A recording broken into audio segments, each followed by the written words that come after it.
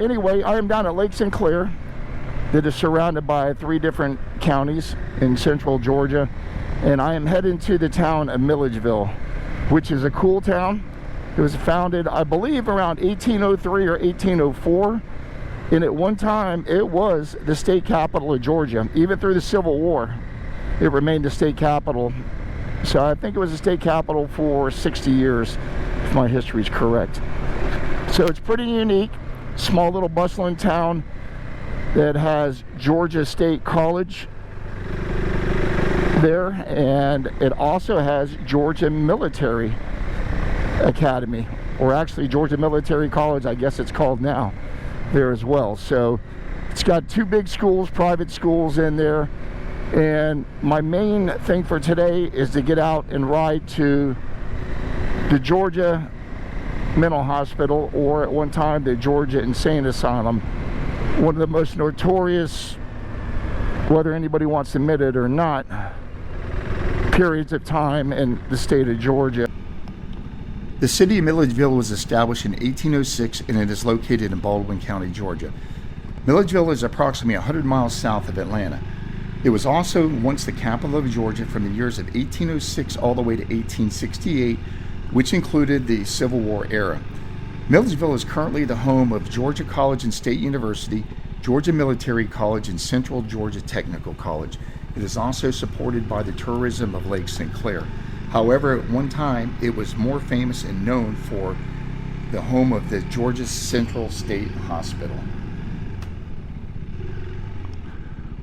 You see that they've actually upgraded it. They did have regular chain link fence around it earlier, and now they got the deer fencing up. But these are old historic buildings. You would have thought that the Historical Society would have come in and restored them. But if you see up on top of the building there, you got a big pine tree growing and trees growing through the building. So I'll throw the drone up in a bit, and we'll just do a quick run around the buildings first. And if I'm correct, this was the men's center here. And like I said, a lot of the criminally insane people were housed here. I don't know if you can see on the GoPro or not, but the roof is basically gone except for some rafters, because I can see light through there. But you do see the bars on the windows in here. So a lot of the criminally insane people were kept here. And the history is really sort of kept quiet on this thing. I would love to speak to someone that worked here back in the day. They probably wouldn't say a whole lot, because honestly, there would probably be some criminal indictments with some of the stuff that went on at this place. Practice shock therapy, lobotomies, and everything else. And these brick, it's going to be worth the mint, but it's still here. So this is the Walker Building, originally called the Male Convalescent Building. It was built in 1884 and opened for use in 1886. It served for an admission ward for white males. This building was faithfully used to treat patients until closing in 1974. I'm sure it was. That's probably security sitting there. But they still do house some patients and stuff here, which is sort of hard to believe, because you look and some of the windows are broke out up there. So, but this was the main hospital, Milledgeville State Hospital. And I'm gonna have to research what these buildings were, because the signs that were on there are either faded where you can't read them, or they're gone. I mean, the architecture of this place is just phenomenal. Just falling apart.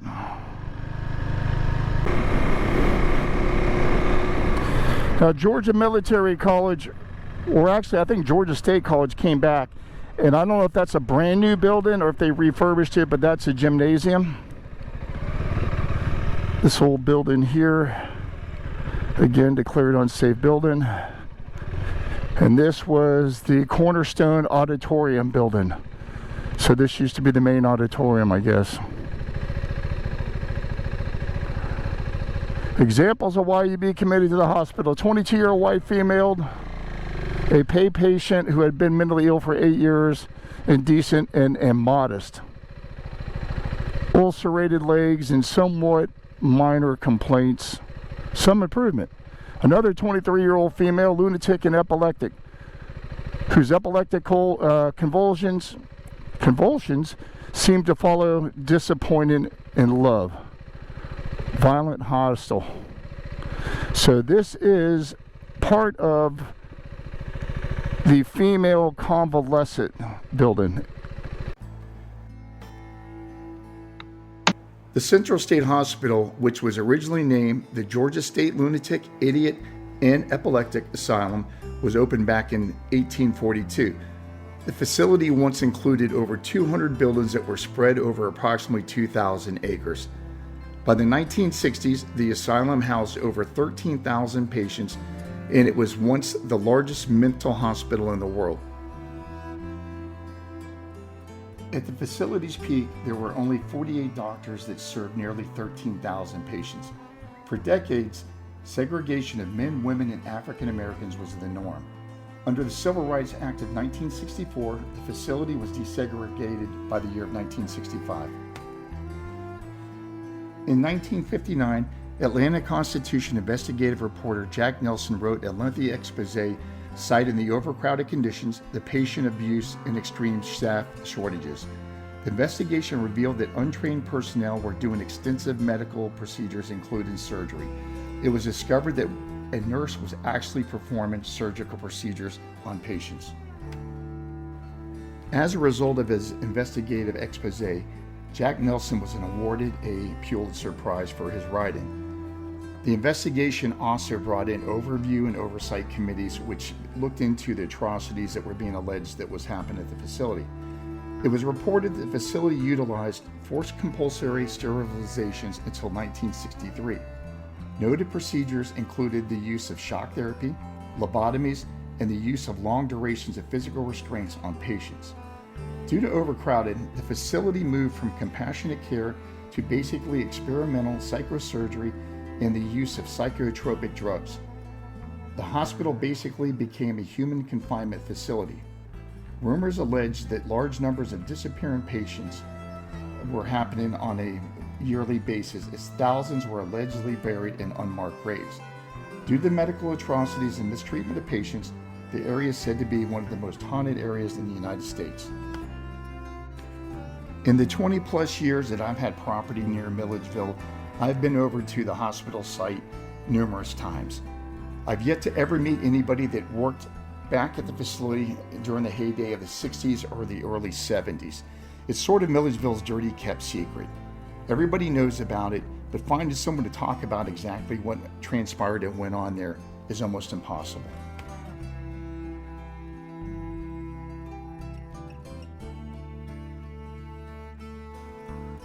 So what's the current status of the Central State Hospital? Some of the facility is still being used to treat patients and being used as office buildings. A number of the buildings have been sold off to private companies.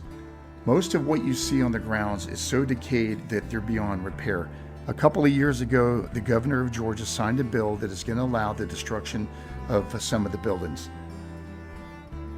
I read recently where there is a developer looking at possibly coming down and building retail space and apartment complex on the grounds. I'm not really sure who would want to live and buy on the most haunted place in the state of Georgia, but there it is. So basically what this was a dumping ground. If you had relatives you didn't like, you could pretty much dump them here. So anybody with dementia, before dementia was a labeled thing, this is where they would come and dump you.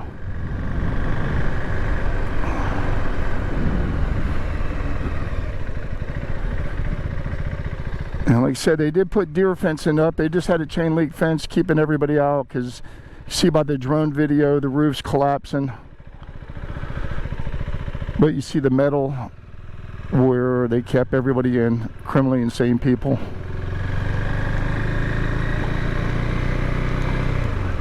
And same thing, this building here, all metal. So let's circle around and head over towards the graveyard, which is, I mean, it's absolutely insane, no pun intended. And it's a crying shame, actually. And there goes part of the old hospital, and I'm not sure what this building was. Like I said, I'll have to see if I can pull up a schematic and see what buildings were what. Okay, and this is the cemetery. There's a lot of history with this cemetery, and this cemetery is a crying shame.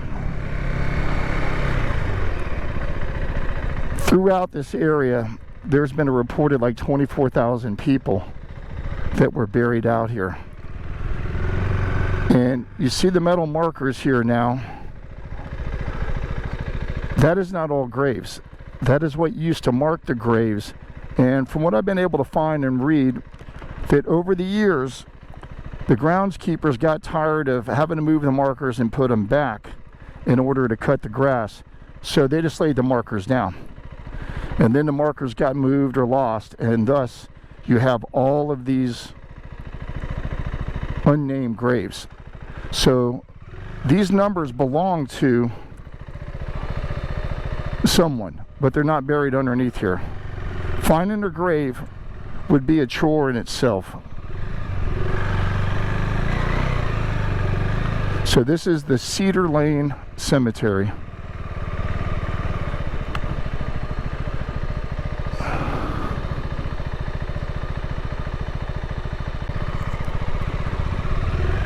So as you can see, over 25,000 people have been buried out here in this area.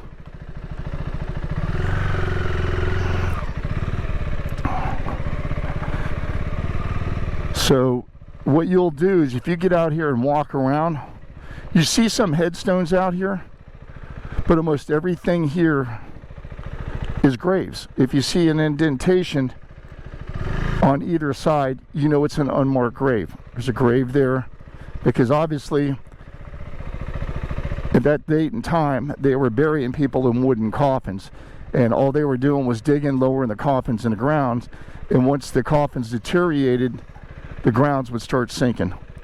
So you see one grave here, one back there, but this is all a cemetery. There's people here, people over here to the left. And the bad part is if you had a family member out here, there's no way in hell you would ever be able to find them.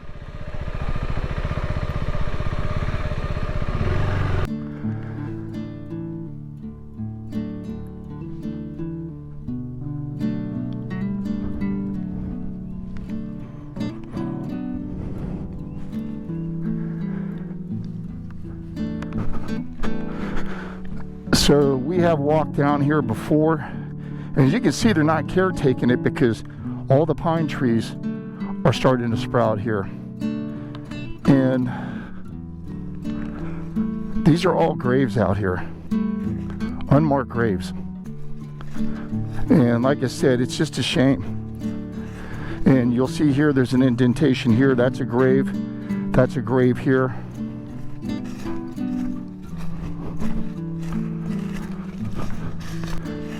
You look around, that's a grave. Grave here. I mean, there's grave. All of this is graves. Okay, this is Mamie Ford Jones, May 10th, 1874 to April 30th, 1952. So there are a few people that have families that have come out and marked their graves, or they can come out and visit. But like I said, before long, this is going to be all overgrown, and then I could be able to find nothing. So you would think that they would come out and at least keep the pines cutted down, but at this point, I think it's just one of those things that people don't care, and that's sad. So they're reporting that there's 25,000 graves in the area. There's no way that there's that many people in here, and I'm not 100% sure where the other graveyards are. This is supposed to represent 2,000 markers of people that are buried in here.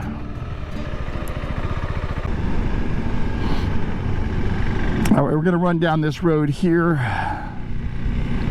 This is the back side of this prison. My drone battery's about dead, so I can't throw my drone up. But this is part of the abandoned prison here. I think it was open until the mid-90s.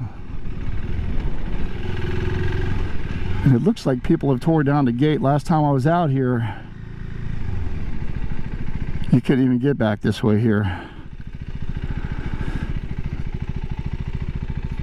So, welcome to hell, I can imagine.